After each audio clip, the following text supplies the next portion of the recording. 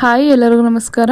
Welcome to my channel. ನಾನು ಇವತ್ತಿನ ವಿಡಿಯೋದಲ್ಲಿ ಹಸಿ ಬಟಾಣಿಕಾಳು ಸೀಸನ್ ಆಗಿರೋದ್ರಿಂದ ಹಸಿ ಬಟಾಣಿ ಯೂಸ್ ಮಾಡಿ ಟೊಮೆಟೊ ಬಾತನ್ನು ಹೇಗೆ ಮಾಡೋದು ಅಂತ ತೋರಿಸ್ತಾ ಇದ್ದೀನಿ.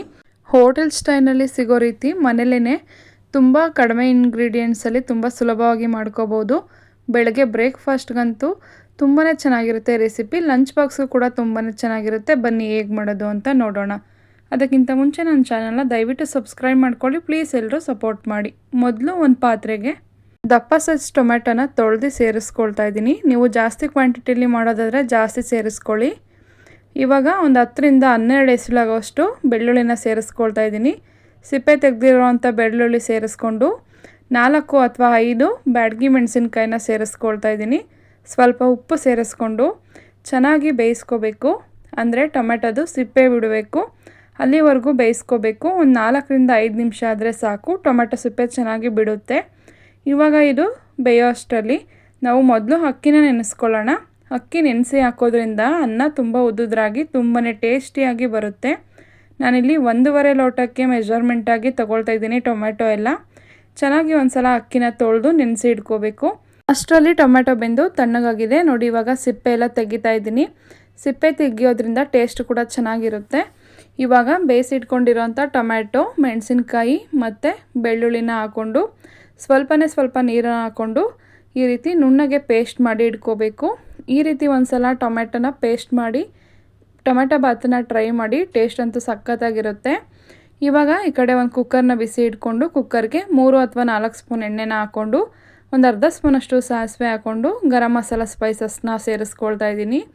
ನೀವು ಜಾಸ್ತಿ ಕ್ವಾಂಟಿಟಿಲಿ ಮಾಡೋದಾದರೆ ಈ ರೀತಿ ಸ್ಪೈಸಸ್ ಎಲ್ಲ ಜಾಸ್ತಿ ಸೇರಿಸ್ಕೊಳ್ಳಿ. ಇವಾಗ ಸ್ಪೈಸಸ್ ಎಲ್ಲ ಅರ್ಧ ನಿಮಿಷ ಫ್ರೈ ಆದಮೇಲೆ ಒಂದು 4 ಹಸಿಮೆಣಸಿನ್ಕಾಯಿನ ಕಟ್ ಮಾಡಿ ಹಾಕ್ಕೊಂಡು ಒಂದು ಕಡೆ ಕರಿಬೇವಿನೆಲ್ಲನ ಹಾಕ್ಕೊಂಡು ಚೆನ್ನಾಗಿ ಫ್ರೈ ಮಾಡ್ಕೊಳ್ತಾ ಇದ್ದೀನಿ. 1ರಿಂದ 2 ನಿಮಿಷ ಮೀಡಿಯಮ್ ಫ್ಲೇಮಲ್ಲಿ ಚೆನ್ನಾಗಿ ಫ್ರೈ ಮಾಡ್ಕೊಂಡಾದ್ಮೇಲೆ 2 ಮೀಡಿಯಮ್ ಸೈಜ್ ಈರುಳ್ಳಿನ ಈ ರೀತಿ ಉದ್ದಾಗಿ ತೆಳುವಾಗಿ ಹೆಚ್ಚಿ ಹಾಕ್ಕೊಳ್ತಾ ಇದ್ದೀನಿ. ಈರುಳ್ಳಿ ಹಾಕ್ಕೊಂಡು ಚೆನ್ನಾಗಿ ಫ್ರೈ ಮಾಡ್ಕೋಬೇಕು. ಈರುಳ್ಳಿ ಕಲರ್ ಸ್ವಲ್ಪ ಚೇಂಜ್ ಆಗಿ ಸಾಫ್ಟ್ ಆಗೋವರೆಗೂ ಫ್ರೈ ಮಾಡ್ಕೋಬೇಕು. ಇವಾಗ ಇದಿಷ್ಟು ಒಗ್ಗರಣೆಯಲ್ಲಿ ಫ್ರೈ ಆದ ನಂತರ 1 ಟೊಮೆಟೊನ ಹಾಕ್ಕೊಳ್ತಾ ಇದ್ದೀನಿ. 1 ಮೀಡಿಯಮ್ ಸೈಜ್ ಟೊಮೆಟೊನ ಹಾಕ್ಕೊಳ್ತಾ ಇದ್ದೀನಿ. ನೀವು ಬೇಕು ಅಂದರೆ 2 ಟೊಮೆಟೊನ ಕೂಡ ಹಾಕೋಬೋದು. ನಾನಿಲ್ಲಿ ಒಂದು 2ರಿಂದ 3 ಸ್ಪೂನ್ ಆಗೋಷ್ಟು ಮೊಸರು ಹಾಕೋದ್ರಿಂದ ಟೊಮೆಟೊನ 1 ಹಾಕ್ಕೊಳ್ತಾ ಇದ್ದೀನಿ. ಒಂದು 1/4 ಸ್ಪೂನಷ್ಟು ಶುಂಠಿ ಬೆಳ್ಳುಳ್ಳಿ ಪೇಸ್ಟನ್ನು ಹಾಕ್ಕೊಂಡು ಚೆನ್ನಾಗಿ ಫ್ರೈ ಮಾಡ್ಕೋಬೇಕು. ನೋಡಿ ಇವಾಗ ಇದಿಷ್ಟು ಹಸಿ ವಾಸನೆ ಹೋಗೋ ರೀತಿ ಚೆನ್ನಾಗಿ ಒಂದು 2ರಿಂದ 3 ನಿಮಿಷ ಫ್ರೈ ಮಾಡ್ಕೊಂಡಾದ್ಮೇಲೆ ಒಂದು 3 ಅಥವಾ 4 ಸ್ಪೂನ್ ಆಗೋಷ್ಟು ಮೊಸರನ್ನ ಹಾಕ್ಕೊಳ್ತಾ ಇದ್ದೀನಿ. 3 ಸ್ಪೂನ್ ಗಟ್ಟಿ ಮೊಸರು ಹಾಕ್ಕೊಂಡು, ಮೊಸರು ಹಾಕಿದ ತಕ್ಷಣ ಹೈ ಫ್ಲೇಮ್ ಇಟ್ಕೋಬೇಡಿ, ಲೋ ಫ್ಲೇಮಲ್ಲಿ ಇಟ್ಕೊಂಡು ಚೆನ್ನಾಗಿ ಫ್ರೈ ಮಾಡ್ಕೊಳ್ಳಿ. ಮೊಸರು ಹಾಕೋದು ಬೇಡ ಅಂದರೆ ಟೊಮೆಟೊ ಜಾಸ್ತಿ ಹಾಕ್ಕೊಳ್ಳಿ. ರುಚಿಗೆ ತಕ್ಕಷ್ಟು ಉಪ್ಪು, ಒಂದು 2ರಿಂದ 3 ಚಿಟಿಕೆ ಅರಿಶಿನ, ಒಂದು 2 ಚಿಟಿಕೆ ಆಗೋಷ್ಟು ಹಿಂಗನ್ನು ಹಾಕ್ಕೊಂಡು, ಖಾರಕ್ಕೆ ತಕ್ಕಷ್ಟು ಅಚ್ಚ ಖಾರದ ಪುಡಿ ಅಥವಾ ಕಾಶ್ಮೀರಿ ರೆಡ್ ಚಿಲ್ಲಿ ಪೌಡರ್ ಹಾಕ್ಕೊಂಡು, ಅರ್ಧ ಸ್ಪೂನಷ್ಟು ಧನಿಯಾದ ಪುಡಿ, ಸ್ವಲ್ಪ ಗರಂ ಮಸಾಲ, ಒಂದು 1/4 ಸ್ಪೂನಷ್ಟು ಗರಂ ಮಸಾಲ ಹಾಕ್ಕೊಂಡು ಚೆನ್ನಾಗಿ ಒಂದು ಸಲ ಹಸಿ ವಾಸನೆ ಹೋಗೋವರೆಗೂ ಫ್ರೈ ಮಾಡಬೇಕು. ನೋಡಿ ಈ ರೀತಿ ಮೊಸರು ಹಾಕಿರ್ತೀವಿ, ಇವಾಗ ಮಸಾಲ ಪೌಡರ್ ಹಾಕಿರ್ತೀವಿ, ಸುತ್ತ ಎಣ್ಣೆ ಬಿಡೋವರೆಗೂ ಚೆನ್ನಾಗಿ ಫ್ರೈ ಮಾಡ್ಕೊಂಡಾದ್ಮೇಲೆ ಹಸಿ ಬಟಾಣಿನ ಅರ್ಧ ಬೌಲ್ ಹಸಿ ಬಟಾಣಿನ ಹಾಕ್ಕೊಳ್ತಾ ಇದ್ದೀನಿ.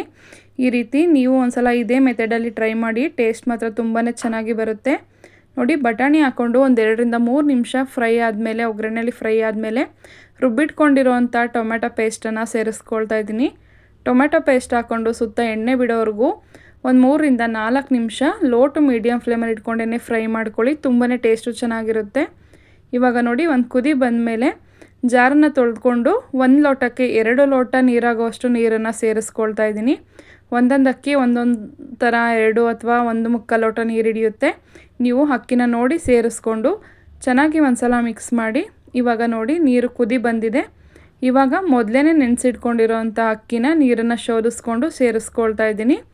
ಅಕ್ಕಿ ಹಾಕಿ ಚೆನ್ನಾಗಿ ಈ ರೀತಿ ಒಂದು ಸಲ ಮಿಕ್ಸ್ ಮಾಡ್ಕೊಳ್ಳಿ.